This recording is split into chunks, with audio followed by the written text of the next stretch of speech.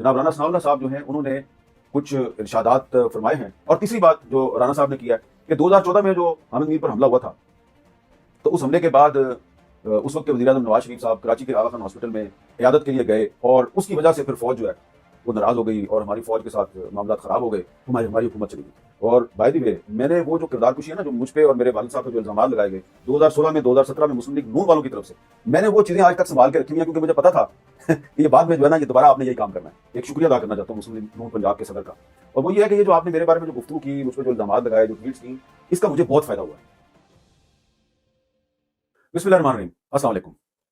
अगर आप पाकिस्तान की पिछले 10-15 साल की जो सियासी तारीख है उस पर अगर आप थोड़ी सी नजर डालें, तो आपको ये पता चलेगा कि जो सियासी हुकूमतें हैं उनका जवाल बिल्कुल एक ही अंदाज में शुरू होता है। पहले वो मीडिया से लड़ती हैं, उसके बाद फिर उनकी अदलिया के साथ लड़ाई शुरू हो जाती है और आखिर में फिर फौज के साथ भी उनकी लड़ाई शुरू हो जाती है। तो अगर आप देखें तो ये पैटर्न आपको पिछली 3-4 हुकूमतों का नजर आएगा।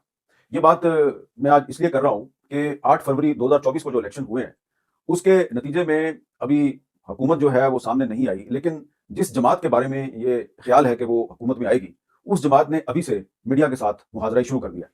तो इसलिए मैंने मुनासिब समझा कि अभी तो वो हुकूमत में आएंगे और बाकायदा मुहाजरा शुरू करेंगे, तो पहले ही जरा वार्न कर दिया जाए कि ये जो है ना, एक अंदाज जो है, एक तरीकाकार जो है, ये हम देख रहे हैं पिछले 15-20 साल से। तो जब आप हुकूमत में आ जाएं तो उसके बाद फिर इसी अंदाज से अगर आप हुकूमत से जाएंगे तो बड़ा अफसोस होगा। वजह क्या हुई, आप सब जानते हैं कि 8 फरवरी के बाद से जो मुस्लिम लीग नून है, जिसके बारे में ये ख्याल है कि ये हुकूमत बना रही है, ये बहुत से मीडिया हाउसेस और सहाफ़ियों के साथ खुल्लम खुला जंग पे उतरी हुई है। और हैरानकुन तौर पे हाल ही में मुस्लिम लीग नून पंजाब के सदर जनाब राना सनाउल्लाह साहब जो हैं, उन्होंने कुछ इरशादात फरमाए हैं, कुछ उन्होंने बातें की हैं कि जिसका मैंने मुनासिब समझा कि जवाब दे दिया जाए, क्योंकि उसमें ये पैटर्न भी आपको समझ आ जाएगा कि किस तरह इस वक्त मुस्लिम लीग नून ने जो मुहाजरा शुरू किया है, इसी तरीके से पाकिस्तान तहरीक इंसाफ ने भी 2018 में मुहाजरा शुरू की थी। उससे पहले 2013 में जब मुस्लिम लीग नून की हुकूमत आई थी तो उसने भी इसी तरह किया था। तो राना सनाउल्लाह साहब जो हैं, उन्होंने बज़ाहिर तो बहुत से सहाफ़ियों के बारे में कुछ बातें की हैं, लेकिन 3 बातें जो हैं वो उनकी तरफ से मेरे बारे में की गई हैं। पहली बात उन्होंने ये किया जी कि हामिद मीर को मलिक रियाज़ ने खरीद लिया है। ये उनका जो एक ट्विटर अकाउंट है, वहाँ से ये एक इल्ज़ाम सामने आया है। और दूसरी बात उन्होंने ये किया जी कि तकरीबन 1 डेढ़ साल पहले जब वो एक धरने को ख़त्म कराने के लिए बतौर वज़ीर दाखिला वो क्वेटा गए थे, तो वहाँ पे जो मामलात हुए थे तो उससे वो इनकारी हैं। इलेक्शन से कोई डेढ़ 2 महीने पहले इस्लामाबाद में बलोच ख़वातीन और बच्चे जो हैं उन्होंने धरना दिया था, तो उस मौके पे मैंने कोई बात की थी, तो उसका जवाब राना साहब अब दे रहे हैं और वो कह रहे हैं जी कि ये जो आपने बात की है ये गलत है और आपने मुझे 50 लापता अफराद की कोई लिस्ट नहीं दी थी। दूसरी बात उन्होंने ये की है। और तीसरी बात उन्होंने कही है जी कि 2014 में जो हामिद मीर पे हमला हुआ था और नवाज शरीफ साहब उनकी इयादत के लिए हॉस्पिटल गए थे, तो वहाँ से हमारी फौज के साथ लड़ाई शुरू हुई और इसीलिए हमारी जो हुकूमत है वो मुश्किलात का दो-चार हो गई और हुकूमत खत्म हो गई। तो मैं ज़रा थोड़ा-सा रिकॉर्ड स्ट्रेट करने के लिए चाहूँगा, ख़ास तौर पे जो मेरे कुछ नौजवान सहाफ़ी दोस्त हैं, उन्होंने बड़ी पुरज़ोर फ़रमाइश की, पुरज़ोर इसरार किया, तो मैंने कहा कि रिकॉर्ड को ज़रा दुरुस्त कर दिया जाए। सबसे पहली बात तो मैं ये बताना चाहता हूँ कि राना सनाउल्लाह साहब जो हैं, उनके साथ मेरी जो न्याज़मंदी है बड़ी पुरानी है। 1988 में जब वो एमपीए बन के पंजाब असेंबली में आए तो वो पीपल्स पार्टी में थे और मैं उस वक्त नौजवान सहाफ़ी था और असेंबली प्रोसीडिंग को रिपोर्ट करने के लिए मैं पंजाब असेंबली में जाया करता था, वहाँ उनसे मुलाकात होती थी। राना साहब उस वक्त बड़े दबंग आदमी थे, नवाज शरीफ साहब पे बड़ी तनकीद किया करते थे, तो उनके साथ हमारी काफ़ी लैक हो गई। तो जब वो हुकूमत में नहीं होते तो वो हमारे साथ खड़े होते हैं, हम उनके साथ खड़े होते हैं। जब वो हुकूमत में आ जाते हैं तो शायद फिर उनके जो मनसब की मजबूरी है उसकी वजह से कभी हमारे उनके साथ ताल्लुकात की नौयत वो नहीं रहती। तो मेरी मेरी उनके साथ कोई ज़ाती पुरख़ाश नहीं है, कोई मेरा उनके साथ ज़ाती मसला नहीं है, बल्कि ज़ाती तौर पे तो यकीनन वो भी एतराफ़ करेंगे कि हमारे आपस में बड़े अच्छे ताल्लुकात हैं। लेकिन जिन मामलात पे उन्होंने बात की है वो उन्होंने किया है बतौर साबिक़ वज़ीर दाखिला के और मुस्लिम लीग नून पंजाब के सदर के तौर पे। तो ये मैं जवाब जो है राना सनाउल्लाह साहब की ज़ात को नहीं दे रहा, ये मैं मुस्लिम लीग नून पंजाब के सदर को दे रहा हूँ। क्योंकि उन्होंने शायद इल्ज़ामात भी अपनी जो पार्टी की मजबूरियाँ हैं या अहकामात हैं उसकी बुनियाद पे लगाए होंगे। तो पहली बात तो ये है कि राना साहब की जानिब से ये इल्ज़ाम सामने आया कि हामिद मीर को मलिक रियाज़ ने खरीद लिया। अब शायद राना साहब भूल गए हैं कि मैं वो पाकिस्तान का वो उन चंद सहाफ़ियों में से एक हूँ जिन्होंने मलिक रियाज़ पर बहुत खुल्लम खुला तनकीद की और उनके बारे में खुल के सवालात उठाए।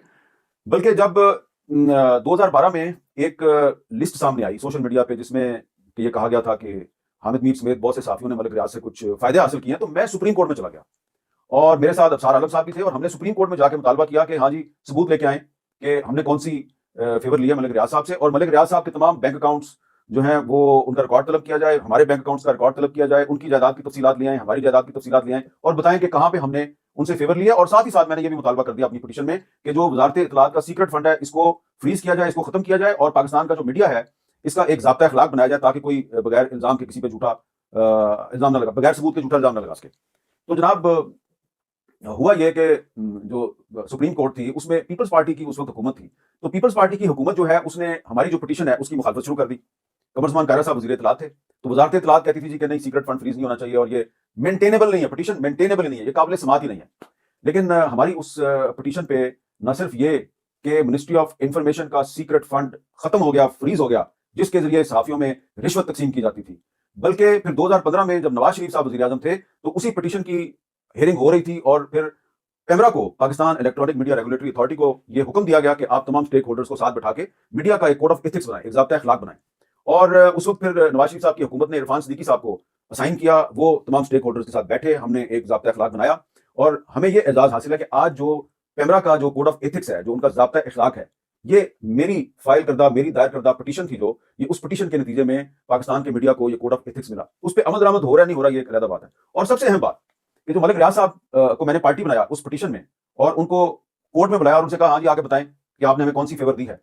तो मलिक रियाज साहब के लॉयर थे जाहिद बुखारी साहब। जाहिद बुखारी साहब के बारे में मैं ज्यादा डिटेल में नहीं जाऊंगा, उनके किसी करीबी अजीज का मैं नाम नहीं लूंगा क्योंकि वो एक बतौर वकील के वहां पे पेश हुए थे। लेकिन ये जाहिद बुखारी साहब ने जो सुप्रीम कोर्ट में मलिक रियाज की तरफ से रिस्पॉन्स जमा कराया था जी, ये है वो रिस्पॉन्स जाहिद बुखारी साहब का। और इसकी अगर आप डिटेल में जाएंगे तो जाहिद बुखारी साहब ने मलिक रियाज के बिहाफ पे यह कहा कि हामिद मीर समेत कुछ मजीद सहाफी जिनका नाम उस एक लिस्ट में था, उन्होंने हमसे कोई फेवर नहीं ली। ये मलिक रियाज के वकील जाहिद बुखारी साहब जो हैं, अब दुनिया में नहीं है, अल्लाह ताला उनके दर्जात बुलंद करे, ये उन्होंने सुप्रीम कोर्ट में कहा था। अच्छा, ये जो मेरी पिटीशन थी 2012 से लेके और 2018 तक, इसकी 100 से ज्यादा समातें हुई और इसके नतीजे में बहुत से जो मीडिया के हवाले से थे डिसीजन किए गए। फिर जब पीटीआई की हुकूमत आ गई ना 2018 में, तो ये बड़ा आसान काम है कि किसी साफी के खिलाफ प्रोपेगेंडा करना हो तो उस पर बगैर सोचे समझे, बगैर सबूत के इल्जाम लगा दो। तो फिर जो पीटीआई का जो सोशल मीडिया सेल था उसने भी मेरे खिलाफ बहुत से इल्जाम लगाने शुरू कर दिए और 2020 में फिर पीटीआई वालों ने यह इल्जाम लगा दिया कि मलिक रियाज ने हामिद मीर को खरीदा हुआ है। तो अब क्योंकि वो उन दिनों में मुझे पता था कि मलिक रियाज साहब जो हैं वो पीटीआई के बहुत करीब हैं, इमरान खान साहब के बहुत करीब हैं, तो मैंने फिर उनको पैगाम भेजा मलिक साहब को जी कि ये तो अब आपकी हुकूमत है और आपकी हुकूमत के लोग इल्जाम लगा रहे हैं। तो आपको याद है ना कि 8 साल तक एक केस में जो है वो आपका वकील पेश होता रहा है, तो वो केस जो है वो फिर मैं नई पिटीशन दायर करूंगा। तो फिर मलिक रियाज साहब जो है उन्होंने बहुत अपने जो उनकी उनकी रवायत नहीं है, लेकिन उन्होंने बहुत अपनी रवायत को तोड़ते हुए मेरे बारे में बाकायदा एक बयान जारी किया था मलिक रियाज साहब ने, कानूनी कार्रवाई से बचने के लिए। और उसमें उन्होंने बाकायदा सोशल मीडिया पे वो बयान जो है उसको पब्लिसाइज किया कि हामिद मीर ने आज तक मुझसे कोई फेवर नहीं ली। मैं ये नहीं कहता कि किसी और सहाफी ने भी उनसे उनसे फेवर नहीं ली, मैं सबकी बात नहीं कर रहा, मैं तो जनाब अपनी बात कर रहा हूं क्योंकि राना सनाउल्लाह साहब ने मेरे बारे में बात की है। और मैं इस डिटेल में भी नहीं जा रहा कि मलिक रियाज साहब जो हैं उन्होंने इस हालिया इलेक्शन में मुस्लिम लीग नून के किस किस रहनुमा को कैसे कैसे सपोर्ट किया और लंदन में उन्होंने मुस्लिम लीग नून के किस रहनुमा की जो जायदाद है उसको खरीदा और वो रकम जो है वो आप कहाँ है, मैं इस डिटेल में नहीं जा रहा, मैं सिर्फ राना सनाउल्लाह साहब ने जो मुझ पर इल्जाम लगाया उसका जवाब दे रहा हूँ। अच्छा, अब दूसरा जो उन्होंने इल्जाम लगाया जी कि हामिद मीर साहब जो है उन्होंने जनाब मेरे बारे में बात किया जी कि उन्होंने मुझे एक लिस्ट दी थी और 50 लापता अफराद की और फिर उस लिस्ट में से कुछ लोग जो हैं वो मारे गए और उन्होंने कहा इससे मेरे लिए बड़े खतरात पैदा हो गए। पहली तो बात यह कि मैंने आपका तो अकेले का नाम ही नहीं लिया, मैंने तो उस कमेटी के कुछ अफराद का नाम लिया था जो कमेटी जो है इस मामले को देख रही थी। और वो कमेटी जो थी वो शहबाज शरीफ साहब की हुकूमत ने बनाई थी। उसमें आजम नजीर तारड़ साहब थे, उसमें राना सनाउल्लाह साहब थे, उसमें पीपल्स पार्टी के कुछ मिनिस्टर थे, उसमें और भी कुछ लोग थे और उस कमेटी ने खुद मुझे बुलाया, मैं उसके पास नहीं गया। ये आजम नजीर तारड़ साहब जो हैं, आप उनसे राना साहब कंफर्म कर लें, उस कमेटी ने मुझे लॉ मिनिस्ट्री में अपने इजलास में बुलाया, हमसे पूछा कि बताइए लापता अफराद का मसला कैसे हल होगा। हमने उनको बताया कि आप तमाम स्टेक होल्डर्स को एंगेज करें और उनको आमने सामने बिठाएं, मसला हल हो सकता है। और फिर उसके बाद कुछ और जो मुतलका लोग हैं उन्होंने भी मेरे से यही बात पूछी जो बात मैंने कमेटी से कही, जिस कमेटी में आजम नजीर तारड़ साहब भी शामिल थे, राना सनाउल्लाह साहब भी शामिल थे, वही बात मैंने बाकी लोगों को भी कही। और फिर हमने ये कहा कि आप एक सीबीएम करें, कॉन्फिडेंस बिल्डिंग मेजर करें और ज्यादा नहीं, सिर्फ 50 अफराद जो हैं उनको आप रहा कर दें। और वो 50 अफराद वो हैं जो पॉलिटिकल वर्कर हैं, राइटर्स हैं, जर्नलिस्ट हैं, शायर हैं, अदीब हैं।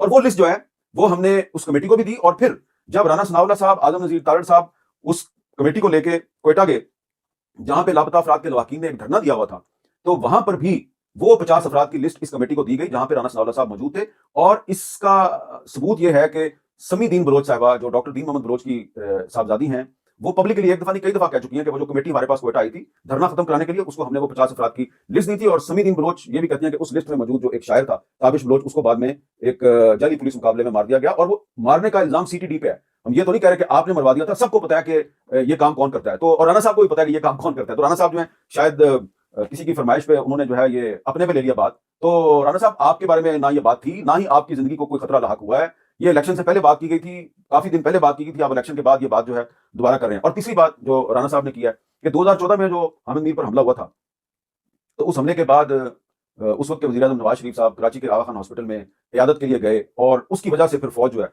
वो नाराज हो गई और हमारी फौज के साथ मामला खराब हो गए, हमारी हमारी हुकूमत चली गई।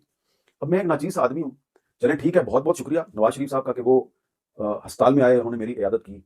लेकिन जो रिकॉर्ड है वो कुछ और कहता है। इसमें कोई शक नहीं है कि उन पर यह दबाव होगा कि वो ना आए, लेकिन वो जिस दिन वाकया हुआ था ना 19 अप्रैल 2014, तो उस दिन सुबह वो पीएमए काकूल में गए थे पासिंग आउट परेड में, और वहां पर उनके साथ जो दो गुजरा थे, परवेज रशीद साहब और ख्वाजा आसिफ साहब, उनके साथ जो हुआ था वो राणा साहब उनसे पूछ लें।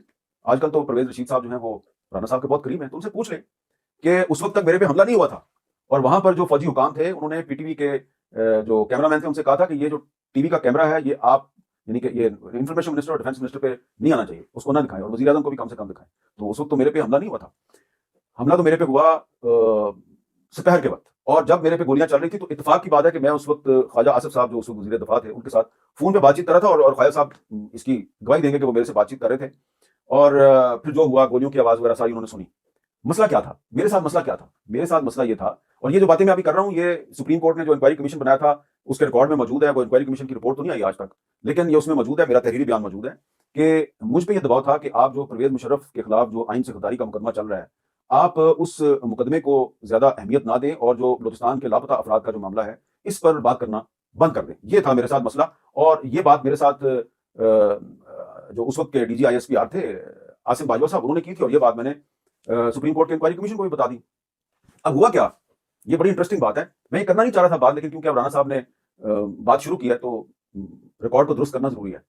जिस दिन नवाज शरीफ साहब मेरे पास हॉस्पिटल में आए इयादत करने के लिए, तो वापस जाके तो एक तो इंक्वायरी कमीशन कायम हो गया, 3 रुकनी इंक्वायरी कमीशन, जिसका मैंडेट ये था कि उसने 3 हफ्ते में इंक्वायरी मुकम्मल करनी थी। लेकिन उन 3 हफ्तों में इंक्वायरी मुकम्मल करने की बजाय क्या हुआ कि नवाज शरीफ साहब की जो हुकूमत है उसने जियो पर गद्दारी का रेफरेंस दायर कर दिया, और ऐसे हालात पैदा किए गए कि जियो की जो मैनेजमेंट है उसको फोर्स किया गया, मजबूर किया गया कि जी वो माफी मांग लें।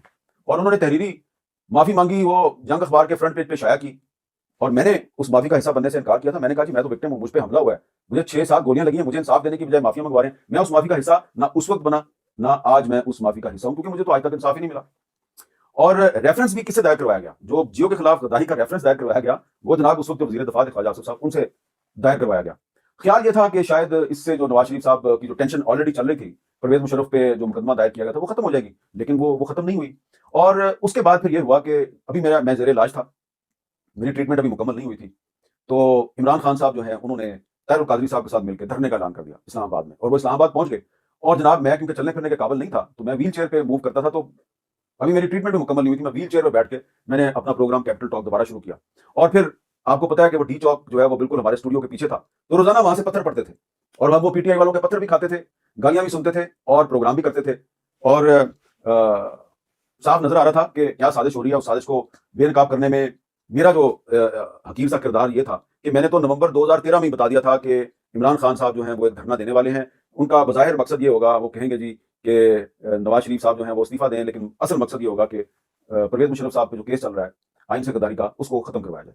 अब ये जो मामला था ये 2016 आ गया, और 2016 में पनामा केस शुरू हो गया, और साथ ही साथ जिस वजह से नवाज शरीफ साहब की फौज से कशीदगी पैदा हुई थी वो था परवेज मुशर्रफ के खिलाफ गद्दारी का मुकदमा।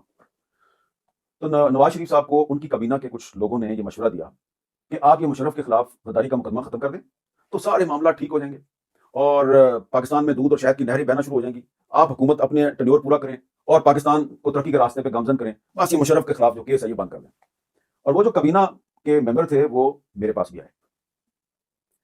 अब वो साहब जो हैं वो मुस्लिम लीग नून छोड़ चुके हैं, लेकिन एक और जो काबीना के मेंबर थे वो अभी तक नवाज शरीफ साहब के साथ हैं। वो इस चीज के गवाह हैं कि हमें क्या ऑफर हुई, राना सनाउल्लाह साहब, क्या ऑफर हुई, करोड़ों की नहीं, बहुत उससे भी आगे की बात थी कि अगर आप परवेज मुशर्रफ के खिलाफ जो मुकदमा चल रहा है इसको अंजाम तक पहुंचाने की बात ना करें और लापता अफराद का जिक्र करना छोड़ दें तो आपको ये फायदा मिल सकता है।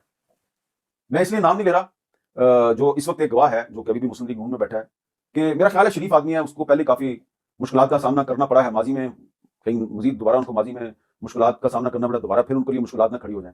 तो मैंने तो कर दिया इनकार। ठीक है जी। मैंने कहा जी मैंने तो आपकी बात नहीं माननी। मेरा मौक़िफ़ क्या था? मेरी कोई लड़ाई तो नहीं किसी के साथ, किसी इदारे के साथ। मेरा मौक़िफ़ ये था कि पाकिस्तान के तमाम मसाइल का हल आइन और कानून की बालादस्ती है। परवेज़ मुशर्रफ साहब ने 1 दफ़ा नहीं 2 दफ़ा पाकिस्तान का आइन तोड़ा है, उन्हें सज़ा मिलनी चाहिए। लेकिन नवाज़ शरीफ साहब ने अपना जो इरादा था वो तब्दील किया और फिर जनाब परवेज़ मुशर्रफ साहब का नाम ईसीएल से निकाला गया और उनको पाकिस्तान से बाहर जाने की इजाज़त मिल गई। ये थी 2016। तो ज़ाहिर बात है, मैंने तो उस मामले पे गोलियाँ खाई थी, तो मैंने तो सौदाबाज़ी नहीं करनी थी और मैंने उस पे समझौता भी नहीं करना था। मैंने तनकीद की मुस्लिम लीग नून की हुकूमत पे कि ये इन्होंने गलत किया है। आप खबर लेते थे कि जी सुप्रीम कोर्ट ने इजाज़त दी है, जबकि सुप्रीम कोर्ट ने कोई इजाज़त नहीं दी थी परवेज़ मुशर्रफ को पाकिस्तान से बाहर भेजने की। अब ये एक बतौर सहाफ़ी के मैंने इस पे तनकीद शुरू की और उस वक़्त जो मुस्लिम लीग नून का प्राइम मिनिस्टर हाउस से जो मीडिया सेल चलाया जा रहा था, उसने मेरे वालिद मरहूम की, मेरे ख़ानदान की उन्होंने किरदार कुशी शुरू कर दी। और बाय द वे मैंने वो जो किरदार कुशी है ना, जो मुझ पे और मेरे वालिद साहब पे जो इल्ज़ामात लगाए गए 2016 में, 2017 में मुस्लिम लीग नून वालों की तरफ से, मैंने वो चीज़ें आज तक सँभाल के रखी हुई हैं, क्योंकि मुझे पता था कि ये बाद में जो है ना, ये दोबारा आपने यही काम करना है। तो वो मैंने अभी तक सँभाल के रखी हुई हैं। तो उसके बाद फिर क्या हुआ जी कि नवाज़ शरीफ साहब जो हैं, वो बीमार हो गए और ऑपरेशन के लिए लंदन गए। तो मैं फिर उनकी इयादत के लिए लंदन गया। मैं उनको लंदन मिलने गया और मैंने उनको बताया कि कुछ लोग पाकिस्तान में ये चाहते हैं कि अब आप वापस ना जाएँ और आप यहीं से वज़ारत-ए-उज़्मा से इस्तीफ़ा देने का ऐलान कर दें। और मैंने उनको ये भी बताया कि डराया जा रहा है जी, पाकिस्तान में मार्शल लॉ लग जाएगा अगर नवाज़ शरीफ ने इस्तीफ़ा ना दिया। तो मैंने उनसे क्या कहा कि आप ना इस्तीफ़ा दें और ना घबराएँ, आप पाकिस्तान वापस जाएँ और पाकिस्तान वापस जाके बतौर वज़ीर-ए-आज़म अपना काम जारी रखें। और इस चीज़ के गवाह जो हैं वो वहाँ पे एक बेगम कुलसूम नवाज़ शरीफ साहिबा हैं, अल्लाह ताला उनके दर्जात बुलंद फरमाए, वो अब दुनिया में नहीं है। लेकिन 2-3 और भी लोग हैं, नवाज़ शरीफ साहब के खानदान के लोग हैं, ज़िंदा हैं, उनको पता है कि मैंने नवाज़ शरीफ साहब को क्या मशवरा दिया था। तो मैं तो उस वक़्त तमाम तर जो मेरे शिकवे शिकायतें थी दूर करके मैं फिर नवाज़ शरीफ साहब के साथ खड़ा हो गया। जैसे ही मैंने देखा कि अब इनके खिलाफ साजिश शुरू हो गई है। फिर नवाज़ शरीफ साहब वापस आए तो ज़ाहिर बात है, उनको निकालने का फैसला हो चुका था, उनको डिस्क्वालीफाई कर दिया गया। फिर बाद में वो अरेस्ट हो गए और उस वक़्त जो उनको उनके खिलाफ जो सज़ाएँ दी जा रही थी, हमने उसकी मुखालफत की। तो अब उसके बाद फिर एक और जो चीज़ है वो बड़ी अहम है कि जब मैं लंदन से वापस आया, नवाज़ शरीफ साहब को ये कह के जी कि आप पाकिस्तान वापस आएँ और किसी साजिश से ना घबराएँ। मैं वापस आया तो मेरे पे तौहीन रिसालत के मुकदमात के लिए दरखास्तें दायर हो गई और मुझे बाकायदा कहा गया कि हमें पता है कि आप उधर लंदन में नवाज़ शरीफ को क्या कह के आए हैं। और उसके बाद फिर नवाज़ शरीफ साहब जब गिरफ्तार हो गए और फिर उसको जब नवाज़ शरीफ साहब को इस्लामाबाद हाई कोर्ट के हुक्म पे इजाज़त मिली कि आप इलाज के लिए लंदन चले जाएँ, वहाँ पे मेरे से गलती हुई। उस गलती का मैंने आज इतराफ़ करना है। और वो गलती क्या हुई कि क्योंकि अदालत का फैसला था तो मैंने उसको डिफेंड किया और मेरा ख्याल था कि नवाज़ शरीफ साहब 4 हफ्ते के लिए उनको इजाज़त मिली है, ये गए हैं, ये वापस आ जाएँगे। तो मेरे से गलती ये हुई कि मैंने कहा जी कि नवाज़ शरीफ साहब जो हैं, ये वो नवाज़ शरीफ नहीं है जो पहले का नवाज़ शरीफ है, ये नया नवाज़ शरीफ है, ये वापस ज़रूर आएगा। थोड़ा-सा मैं ओवर कॉन्फिडेंट हो गया या मैंने सिचुएशन को सही तरह रीड नहीं किया, मिसरीड कर गया। मैंने कहा जी ये वापस ज़रूर आएँगे और कुछ प्रोग्रामों में मैंने ऐसी गुफ्तगू की कि जनाब मेरे पे कंटेम्प्ट ऑफ कोर्ट का मुकदमा बन गया। मेरे पे कंटेम्प्ट ऑफ कोर्ट का मुकदमा बन गया। शायद कुछ लोग चाहते थे कि मैं ये बात ना करूँ कि नवाज़ शरीफ साहब वापस आएँगे और फिर नवाज़ शरीफ साहब वापस नहीं आए और वो जो मेरे पे कंटेम्प्ट ऑफ कोर्ट का मुकदमा दायर हुआ 2019 में, मैं उसको आज तक भुगत रहा हूँ। फिर नवाज़ शरीफ साहब वापस नहीं आए, फिर पीटीआई वालों ने मेरा खूब मज़ाक उड़ाया। मेरे पे उन्होंने बड़े-बड़े इल्ज़ामात लगाए और पता नहीं क्या कुछ कहा। तो नवाज़ शरीफ साहब 4 हफ्ते की बजाय फिर मेरे ख्याल है 4-5 साल बाद वापस आए और मैंने उसको वेलकम किया कि जी इनको वापस आना चाहिए, वो वापस आ गए। अब इसमें इस दौरान में बहुत से जो हालात व वाक़यात हुए हैं, उसकी तरफ मैं नहीं चाहता कि 2021 में मुझ पर जनरल फैज़ और जनरल बाजवा के दबाव पर दोबारा एक पाबंदी लगी और बिल्कुल मैं ये बात मानता हूँ कि उसमें राना सनाउल्लाह साहब जो हैं उन्होंने उस पाबंदी की मुखालफत की और मेरी भरपूर हमायत की। लेकिन मुस्लिम लीग नून जो है बतौर पार्टी वो इस किस्म के मामलात में साथियों के साथ मुश्किल से खड़ी होती है, तो मेरे साथ उनमें से कोई भी खड़ा नहीं हुआ। कुछ लोग जो हैं वो ज़ाती हैसियत में खड़े हुए, जिसमें राना सनाउल्लाह साहब भी थे। लेकिन मैंने इब्तिदा में कह दिया कि ये मैं राना सनाउल्लाह साहब की ज़ात को जवाब नहीं दे रहा, मैं ये मुस्लिम लीग नून पंजाब के सदर को दे रहा हूँ और मैं आखिर में एक शुक्रिया अदा करना चाहता हूँ मुस्लिम लीग नून पंजाब के सदर का। और वो ये है कि ये जो आपने मेरे बारे में जो गुफ्तगू की, मुझ पे जो इल्ज़ामात लगाए, जो ट्वीट्स की, इसका मुझे बहुत फ़ायदा हुआ है और इसलिए मैं आपका शुक्रिया अदा कर रहा हूँ। क्योंकि ये पिछले 4-5 साल में जब नवाज़ शरीफ साहब को सज़ा दी जाती थी, तो हम कहते थे गलत सज़ा दी गई है। उनको गिरफ्तार किया जाता था, हम कहते थे गलत गिरफ्तार किया गया। तो ये जो पीटीआई वाले हैं, ये कहते थे कि ये लफाफा साफ़ी हैं, इन्होंने नून लीग से पैसे पकड़े हुए हैं, इनको नून लीग ने खरीदा हुआ है, ये ज़मीर फ़रोश हैं, ये फलाँ हैं, ये हैं, ये वो हैं। तो अब वही काम आप कर रहे हैं। तो आपकी वजह से जो पीटीआई के मुझ पर इल्ज़ामात हैं, वो गलत साबित हो गए। अब वो कहते हैं जी कि हमें पता चल गया कि हमारे जो इल्ज़ामात थे आप पर वो गलत हैं। तो ये वो इल्ज़ामात हैं, पीटीआई ने मुझ पे वो इल्ज़ामात लगाए जो आपने अपनी पिछली हुकूमत में मुझ पे लगाए थे। आपके सोशल मीडिया सेल ने पिछली हुकूमत में लगाए थे। तो वही फिर रिपीट किए पीटीआई ने और अब फिर पीटीआई ने छोड़ दिए हैं, अब मुस्लिम लीग नून उनको रिपीट कर रही है। तो ये सिलसिला चलता रहेगा और मैंने आखिर में सिर्फ आपको यही वार्न करना था कि ट्रैक रिकॉर्ड ये बता रहा है कि मुस्लिम लीग नून हो या पीटीआई हो, जब भी उनकी हुकूमत ज़वाल का शिकार होती है, तो उसकी जो 3 बड़ी वजूहात होती हैं, वो ये होती हैं कि मीडिया से लड़ाई शुरू होती है, फिर वो जुडिशरी पे आती है और आखिर में फ़ौज पे आती है। और उसके बाद हालात इस तरह के पैदा होते हैं कि वो वज़ीर-ए-आज़म जो होता है वो अपना टेन्योर मुकम्मल किए बगैर चला जाता है। मेरी दुआ ये है कि जो आइंदा वज़ीर-ए-आज़म हो, वो इस किस्म के हालात से दो-चार ना हो। लेकिन जो पुराना ट्रैक रिकॉर्ड है वो ये बता रहा है कि मुस्लिम लीग नून और ख़ास तौर पे जो उनके मीडिया मैनेजर्स हैं, वो उसी रास्ते पे चल रहे हैं, जिस रास्ते पे चलकर उन्होंने 2017 में मियाँ नवाज़ शरीफ साहब की हुकूमत खत्म करवाई थी। इजाज़त दीजिए, अल्लाह हाफ़िज़।